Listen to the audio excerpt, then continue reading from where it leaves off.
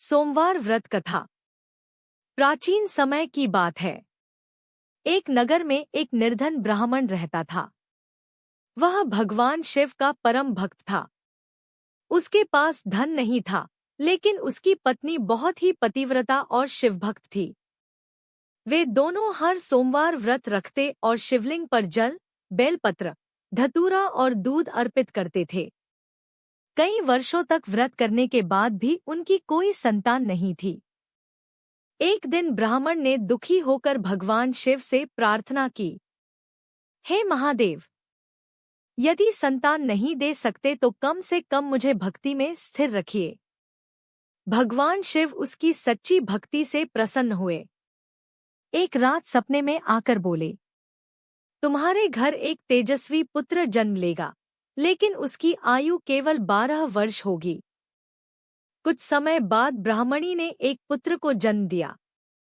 दोनों बहुत प्रसन्न हुए, लेकिन समय बीतता गया और बालक 11 वर्ष का हो गया। माता पिता को चिंता सताने लगी। एक दिन बालक को मामा के घर भेजा गया। रास्ते में जिस स्थान पर वह रुका, वहां राजा की पुत्री का विवाह हो रहा था। दूल्हे की आंख से अंधापन था, यह बात छिपाई गई थी।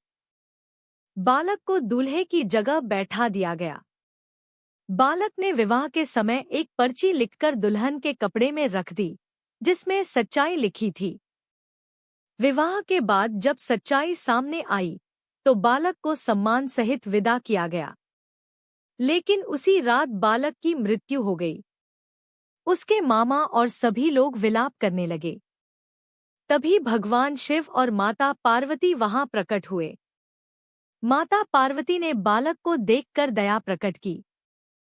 भगवान शिव ने कहा, यह बालक अपने माता पिता के सोमवार व्रत और सच्ची भक्ति के कारण अकाल मृत्यु से मुक्त हुआ है। शिवजी ने बालक को पुनः जीवन दान दिया। वह स्वस्थ होकर माता पिता के पास लौट आया। उसके बाद उस परिवार में सुख, शांति और समृद्धि बनी रही। कथा से शिक्षा। सच्ची श्रद्धा और व्रत का फल अवश्य मिलता है। भगवान शिव अपने भक्तों की रक्षा करते हैं। सोमवार व्रत से मनोकामनाएं पूर्ण